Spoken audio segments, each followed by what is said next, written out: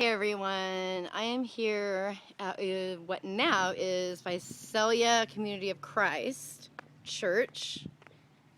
So I just think it's interesting just to show like where I was, which piece is lamb, right? Get the lion and the lamb. And I think that's supposed to be Joseph Smith or something because this was a Mormon church. And it was actually still a Mormon church when I was here. It was just being rented like late Sundays by a black church, which is the church that I was with. And it wasn't, black, but all the people that ran the church were from the Yancey family. So, and it goes underground. You can see they've got, so right underneath the sanctuary, actually, my car is running, but you know what, we'll just turn my car off just a second. So, she'll get me for a second. Okay, so I'm gonna turn my car off and lock it.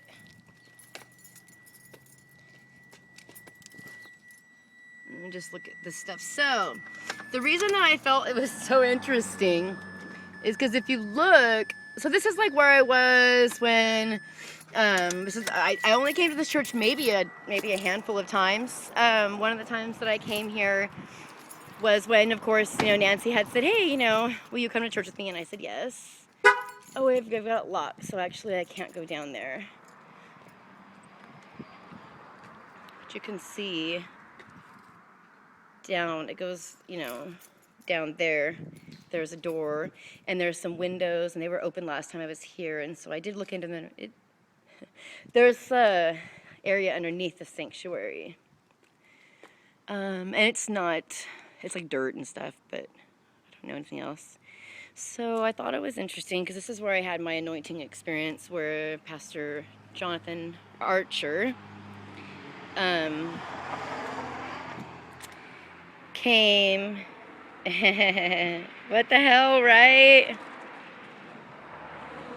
So he came and, called me to the front, asked me if I knew who I was, if I knew that I had a destiny and an important role to play in the time to come, and was I willing, to accept it and all this stuff like that. And I just said yes. And this was like a weird experience. I'm not one of those people that goes to the front of the church all the time and stuff.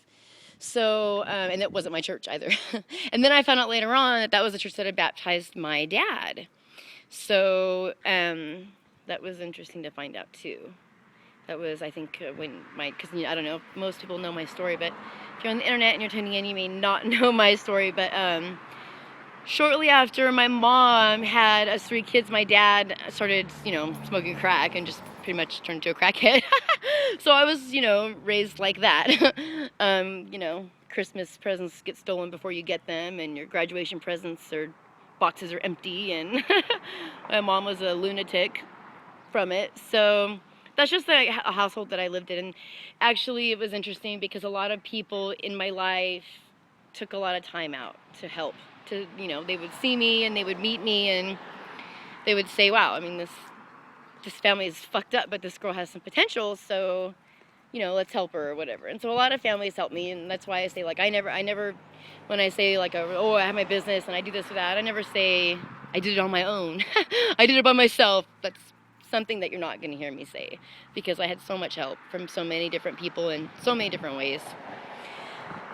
But this is the building. So interesting. So just to give you an idea of where I was when this happened, I guess I was facing east because I was right in front of this paradise. Stained glass, beautiful. So shortly after that happened, I had a prophetic dream, which I knew immediately was a prophetic dream. So I called my dad and I called my other pastor, and I was like, well, what should I do with this dream? And they were like, well, you should just tell him. Just tell the people about the dream, and then that's it. So I had a dream that it was in the future, and I came into this building, and this was broken. It was like broken through, and then there was like black smoke beings. To me, I perceive them as demons, but in my dream, they were just like these black entities that were flying around and coming out. And they were going up in the air and then flying over that way. And I went into the air and I was flying over them. And then I saw Nancy, the one who invited me to church. She was like, oh, we're over there on the northeast side of town now, Tony. And I was like, huh?